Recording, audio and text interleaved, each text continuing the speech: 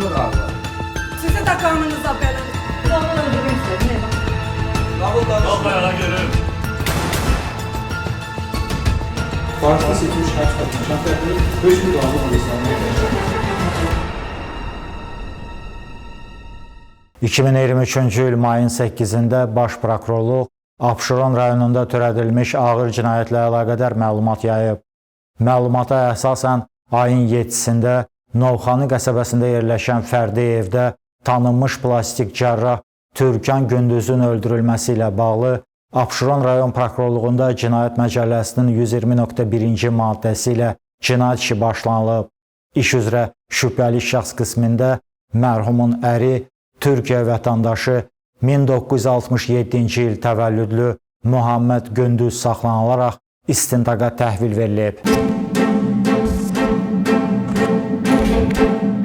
2023-cü il mayın 7-sində baxış keçirilməsi protokolundan görünüb ki, hadisə Novxanı qəsəbəsi İlqar Mirzəyev küçəsində yerləşən fərdi evdə baş verib. Yataq otağının girişində, döşəmədə, üzü üstə uzanmış vəziyyətdə 1982-ci il təvəllüdlü Türkan Gündüzün meyidi mətbəx otağında masanın üzərində açılıb qatlanan bıçaq aşkar edilib. Abşeron rayon prokurorluğunda Cinayət Məcəlləsinin 120.1-ci qəsdən adam öldürmə maddəsi ilə cinayət işi başlanılıb. Məhkəmə tibbi ekspertizasının rəyinə görə Türkan Gündüzün bədən səthində 7 ədəd bıçaq yarası aşkar edilib. Ölümünə ürəyin zədələnməsindən törənən massiv qan itirməsi səbəb olub.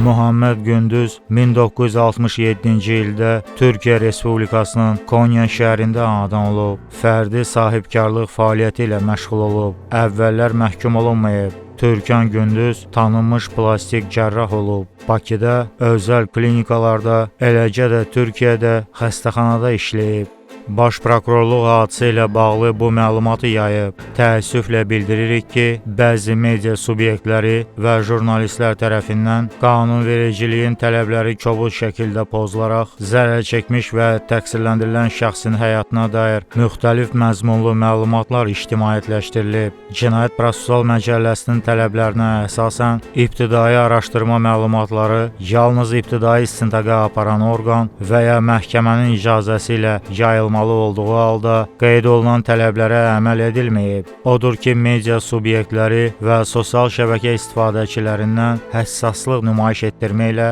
qanunvericiliyin tələblərinə riayət etməyi, dəqiqləşdirilməmiş və təhrif olunmuş məlumatların yayılmasından çəkinməyi xahiş edirik. İstintaqla müəyyən edilib ki, Muhammed Gündüz Türkan Hacıyeva ilə 2002-2014-cü illərdə qeyri-rəsmi ər-arvad kimi yaşayıb. 2015-ci ildə rəsmi qaydada ailə həyatı qurublar. 2018-ci ildən etibarən Türkan Gündüzün plastik cərrah kimi işləməyə başlayıb pul qazanmasına, dəfələrlə evə gec gəlməsinə, spirtli içkilər qəbul etməsinə, telefon zənglərinə cavab verməməsinə, onunla birlikdə Türkiyədə yaşamaqdan imtina etməsinə, hətta dərman vasitəsilə onunla cinsi əlaqədə olmasını söyləməsinə görə arvadının ona bir ər kimi hörmət etməməsi qənaətinə gəlib. Bu zəmində baş verən davamlı mübahisələr nəticəsində aralarında soyuqluq yaranıb. Mayın 7-sində növbəti dəfə söhbət edərkən qadın kobud şəkildə onunla birlikdə yaşamaq istəmədiyini bildirib. Masadakı şirniyyat qabını onun üstünə atıb üzərinə gəldikdə Muhammed Gündüz dolabdan məişət təyinatlı bıçağı götürüb. Müstəsna dərəcədə rəhimsizliklə 2011-ci il təvəllüdlü övladının gözləri qarşısında qadının döş qəfəsinə və qarnına çoxsaylı zərbələr endirib. Bu hərəkəti ilə Muhammed Gündüz zərər çəkmişi qəsdən həyatdan məhrum edib.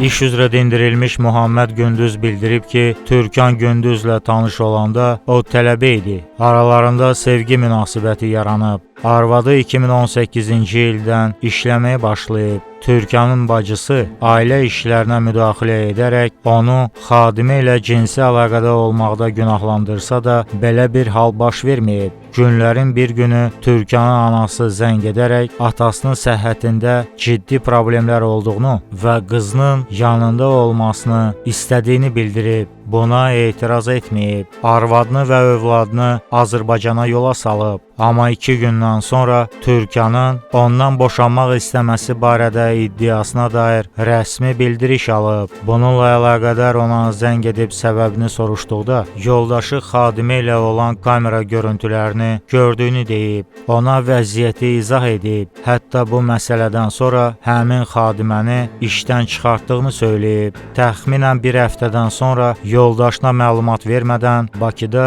Nərimanov rayonunda yerləşən evə gəlib. Uzun müddətdən sonra Türkan qapını açıb, bir daha ona xəyanət etmədiyini bildirsə də, arvadı buna inanmadığını söyləyib. Mayın 7-sində Novxanada yenidən aralarında mübahisə yaranıb. Yoldaşı masada olan qabı üzərinə atanda o dolabdan bıçağı götürüb, 3-4 dəfə sinəsinə və qarnına zərbələr endirib. Türkan qapıya tərəf qaçıb, onların səsini eşidib otağa girən qızı anasını vurmamasını deyəndə ona öz otağına keçməsini tapşırıb. Axırıncı zərbəni arxadan qadının kürəyindən vurub. Türkan yataq otağının qarşısında yerə yıxılıb. Qızına təcili tibbi yardıma və xalasına zəng etməsini deyib. Çağırışa gələn briqadaya dəfələrlə ünvanı izah edib. Polis əməkdaşları gələrək onu idarəyə aparıblar.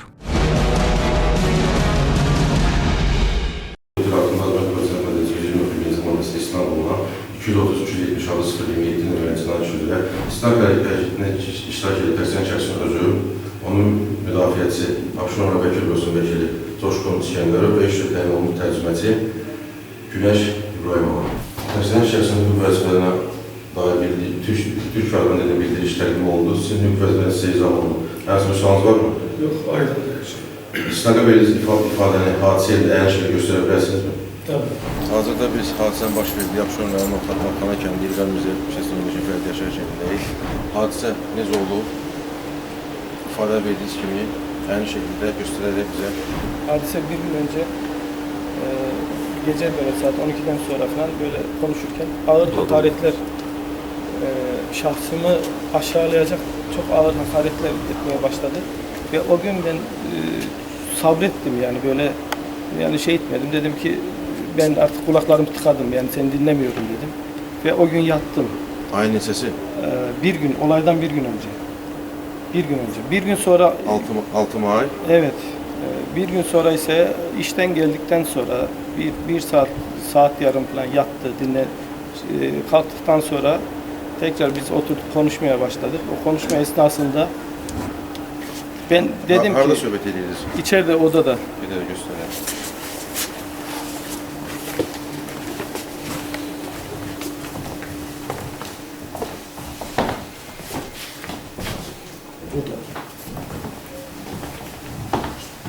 Buraya oturmuştum ben. Kendisi de burada oturuyordu. Ve orada konuşmalarımız esasında dedim ki bu işleri yani şeyden böyle hakaretten şeyden olmaz da Türkan yani bunu biz hakarette vardırmadan halledelim bazı konuları diye şey ettim. Yok dedi, sen dedi bazı şeyler düz yapmıyorsun, bilmem ne yapmıyorsun. Bana gene başladı ki şahsıma ağır hakaretler. Dedim yapma bunları bak. Yapma dediğim halde gene devam etmeye başladı bağırarak. Ve ben burada şeker vardı, şu attığım. O şekeri tuttum, üstüne attım. Atınca kalktı, üzerime doğru geldi. Üzerime gelince ben burada şey etmedim, her zaman elma falan doğradım. Burada bir bıçak vardı. Pardon. O denk geldi, şu dolabı açtım, o da burada olup. Buradan elime aldım, açtım. Sonra üzerime gelince üzerime battı bıçak. Battı kan şey deyince ondan sonra kendimi yitirmişim ben. Ben o kanı görünce kendimi kaybettim. Ya ondan sonrasını hatırlayamıyorum yani. Ondan sonra ne oldu? Kim olup? Ufak çocuğum vardı benim, Sibel. Sibel vardı. O Sibel çıktı ortaya. Ondan sonra işte ben çok bu konuda çok pişmanım ve o bıçağı ben aslında hem kendime hem eşime hem de çocuklarıma vurmuş oldum. 2 tane kızım olan kızım oldu. Siz ilk önce harda arvadınızı bıçaqladınız? Burada. Bıçaq hansı əlinizdə? Üzerime geldi. Sağ elimdeydi. Üzerime gelince o bıçak battı ve ben onu hissetmedim battığını. Ben onda gördüm ki kan çıkıyor. Kan çıkınca ben kendimi kaybettim. O da kaybetti. Bilmiyorum. Mərhum arvadınız size müqavimət göstərdi mi? Evet. Kaçmaya çalışırdı mı? Yok, kaçmaya değil, üzerime gelmeye çalıştı. Zaten o esnada o da arbedede Yani o battı, o bıçak orada battı. Battıktan sonra işte ondan sonrasını şey etmiyorum. Kendisi de gördü ki yani İfadənizdə qeyd eləmisiniz ki, bir neçə bıçaq zərbəsi vurduqdan sonra evet. mərhum arvadım otaqdan qaçmaq istədi. O zaman qızım Sibel çıxdı. Ata eləmə, siz söylədiniz. Siz de söyləmişsiniz ki, bu senin işin değil, sen git yataq otağa. Yok, ben onu önceden şey ettim. Onu konuşmak istediğimiz anda o konuşmaya durduğumuzda kapı açıktı. Kapı açıkken ben dedim ki çocuğum sen karışma, kapıyı ört. Duymasın, işitmesin, görmesin, herhangi bir şey olmasın diye. Çocuğun kapıyı örttüm ben. O arbededen sonra çocuğun haberi oldu. İfadənizdə də qeyd eləmişsiniz Yani o günkü olabilir. O günkü şoktan yani ben o günkü gecenin şeyiyle düz anlatmış olmayabilirim. İfadənizdə qeyd eləmişsiniz ki, mərhum arvazı bir neçə bıçaq zərbəsi yetirdikdən sonra otağı tərk etmək istəyən kanlar içində sağ yan hissəsindən o bıçaqla sonuncu zərbə vurmuşsunuz. Tam olarak yani ben o anda şoktan bilmiyorum. Buradan çıkarken bilmiyorum. Yani bu şeyden sonrasını iyi hatırlamıyorum ben. Yani bir de şu var ki bizim eşim yani kimse yanlış anlamasın. Yanlış bir şey yapmadı. Yani böyle diyeyim size ahlaksızlık durumu yok. Yani öyle bir durum yok. Öyle anlamasınlar yani. Bıçaq zərbələri endikdən sonra arvadınız hansı tərəfə qaçdı və hansı Bu tarafa doğru gitti. Ben bildiğim bu kapıdan çıktı. Kapıdan çıktı, evet. O bu tarafa doğru gitti. Ben de buraya bak. Böyle biliyorum buradan buraya herhalde bu tarafa yıkıldı. Buraya yıkıldı yani. Yıkılandan sonra siz Yıkılandan sonra ben geldim. Hemen skoru kızıma dedim ki hemen tez şeyi çağır. Ambulansı çağır. Ambulans 103 ara dedim ben çocuğuma. 103 aradı, sonra ben konuştum ki tez gelin, tecili gelin diye. 103 çağırdı. Hatta 2 defa, 3 defa aradı. Ve onlar biraz geç geldiler. 20-25 dakika çekti onların buraya gelmesi. Ve ondan sonra polisi aradık. Polisi ben aramadım. Buradaki hekimlere dedim ki siz polisi de arayın. Ve ben ambulans gelip hekimler bakana kadar yoldaşımın yanından ayrılmadım hiç. Ve polis gelende de ayrılmadım. Cinayət aləti bıçağı neylədiniz? Buraya koydum, şu masanın üstüne koydum. Şuraya. Burada duruyordu.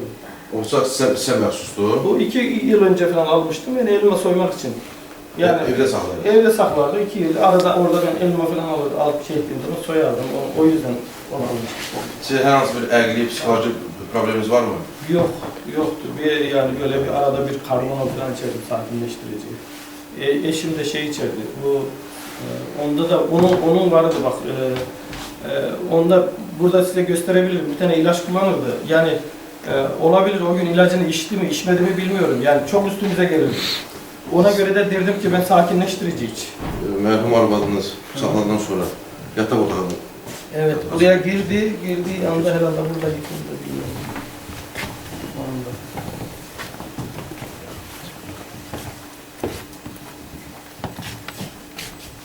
Ahmet Bey, hadisə vaxtında əlinizdə hansı paltarlar olmuşdu? Elimde bunlar vardı. Şu vardı. Neydi o? Bir dakika. Şu şortum vardı üstünde. Bir de bu var. Bunların ikisi vardı. Şu. Hadisədən sonra əlindəki o paltarları dəyişmisiniz? Evet, yani onu neye göre değiştim? Biz skoru çağırmıştık acil. Dedim skoru geldiği zaman en azından dedim götürebilelim yani yanımda götüreyim de üzerimi değiştim. Ki hazır olayım yani şortuna şeyine gitmeyeyim diye.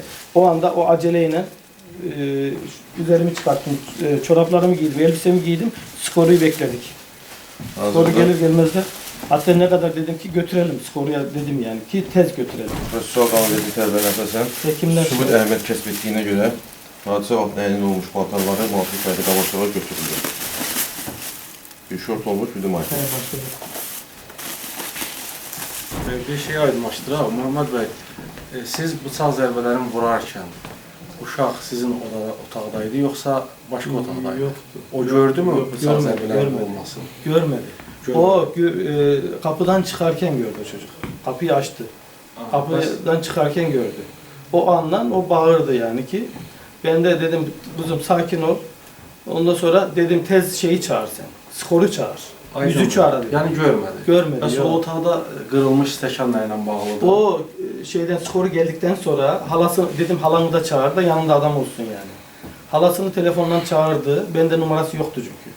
Halasını çağırdı. Halasını çağırdıktan sonra burada işte bağırıştılar, ağlamaya falan başlayınca orada çocuk herhalde kendisi attırırdı onu. Ben öyle biliyorum. Hadiseden sonra. Ben çöldeydim, evet. Ben çöle çıkmıştım. Orada bir ses geldi. Cambırık sesi. Ben o zaman herhalde uşak atmış olacak. Zərər çəkmiş şəxsin hüquqi varisi ifadəsində göstərib ki, təqsirləndirilən şəxsin başqa qadınla nikahından 3 övladı olub. Konya şəhərində evlərində olan kameralara baxdıqda bacısı ərinin xadimi ilə ona xəyanət etdiyini görüb. Mayın 7-sinə keçən gecə bacısı qızı zəng edərək atasının anasını vurduğunu və təcili onlara gəlməsini deyib. Evlərinə çatanda otağın girişində Türkanın meyidini görüb. Polis əməkdaşları Muhammədi xidməti avtomobilə əyləşdirərkən ondan hadisənin səbəbini soruşub. O da cavab olaraq mən ona xəbərdarlıq etmişdim deyib. Bacısı Azərbaycana qayıtmazdan 2 gün əvvəl Türkiyədə bir vəkillə müqavilə bağlayıb və onun adından boşanmalarına dair məhkəmədə iddia qaldırmasını xahiş edib. Buna görə $5000 ödəniş edib. Türkan Bakıya qayıdandan sonra əri boşanmaları ilə bağlı rəsmi bildiriş alıb. Bundan sonra Muhamməd bacısına zəng edərək onu ölümlə hədələyib. Demək, mən cərrah Türkan Gündüz belə təqdim edim özümü. Bakı şəhərində anadan olmuşam. 2005-ci ildə cərrahiyyə ixtisasını qazanmışam və bu ixtisas üzrə Tibb Universitetinin 2005-2006-cı illərdə bitirmişik və cərrah adına layiq görülmüşük. Uzun illər Konyada, Konya şəhərində, yəni 4 il deyərdim sizə ki, Konya Məram Tibb Fakültəsində cərrahiyyə ixtisasımı öyrənmişəm. Yəni uşaqlıq illərindən belə mən elə bir ki, bir maraton kimi baxırdım həyata. Hal-hazırda da o vəziyyətdəyəm, belə deyim. Çünki əgər sən sürəkli beynində fikirləşmirsənsə, yenilik peşində qaçmırsansa və yaxud öz üzərində işləmirsənsə, sən başarı əldə edə bilmərsən. Yəni baxmayaraq ki, mən cərraham, bəli, artıq mən bununla kifayətlənmirəm ki, bəli, mən artıq masama oturmuşam, mən həkiməm, artıq məni təbəqənin bəlli bir qismi tanıyır və bundan yetərmi mənə? Xeyr, yetməz. Çünki sənə insanların etibarı, sənə insanların etibarı artdıqca sən öz üzərində məsuliyyəti daha çox hiss edirsən. Bizim həqiqətən də vaxtımız olmur ki, biz başqa bir əyləncəyə mi deyim, qohumlarla mı görüşməyə deyim, çünki işimiz həqiqətən çox ağırdır, məsuliyyətlidir. Təbii ki, bu da onu tələb edir ki, biz öz üzərimizdə davamlı və sürəkli işləyək. Yəqin ki, qurban Allaha, Allah da bunu nəticəsiz qoymur. Biz müəyyən yaşımıza, gənc yaşımıza baxmayaraq müəyyən nailiyyətlər əldə eləmişik. Ancaq çalışmaq, öz üzərində çalışmaq və uğur arzulayıram hər kəsə. Şahid Sibel Gündüz ifadəsində göstərib ki, hadisə zamanı öz otağında olub. Kiminsə qaçmasını və qışqırmasını eşidib, otaqdan çıxanda atasının əlində bıçaq görüb. Anası qapıya doğru qaçdıqda atası onun kürəyinə zərbə vurub. Şok vəziyyətində olduğundan tibbi yardım stansiyasının operatoruna ünvanı söyləyə bilməyib. Bunu atası deyib. Mobil nömrəsinin balansında kifayət qədər vəsait olmadığı üçün xalasına WhatsApp tətbiqi ilə zəng edib məlumat verib. Həkimlər evə gəldikdə onlara atasını işarə edərək onun qatil olduğunu bildirib. Şahid qismində dindirilmiş Sumqayıt şəhər təcili tibbi yardım stansiyasının həkimi bildirib ki, mayın 7-sinə keçən gecə dispetçer Novxanı qəsəbəsində atçılıq mərkəzinin yaxınlığında bıçaqlanma hadisəsi olması haqqında məlumat verib. Fərdi evə daxil olduqda girişlə üzbəüz bir qadının qana bulaşmış vəziyyətdə yerdə uzandığını görüblər. Nə baş verdiyini soruşanda Türkiyə vətəndaşı qadının psixoloji problemlərini olmasını, dərman içərək özünə bıçaqla zərbələr vurduğunu deyib. Döşəmədə və qapılarda qan ləkələri olduğunu müşahidə ediblər. Dərhal 102 mərkəzinə zəng edib xəbər verib.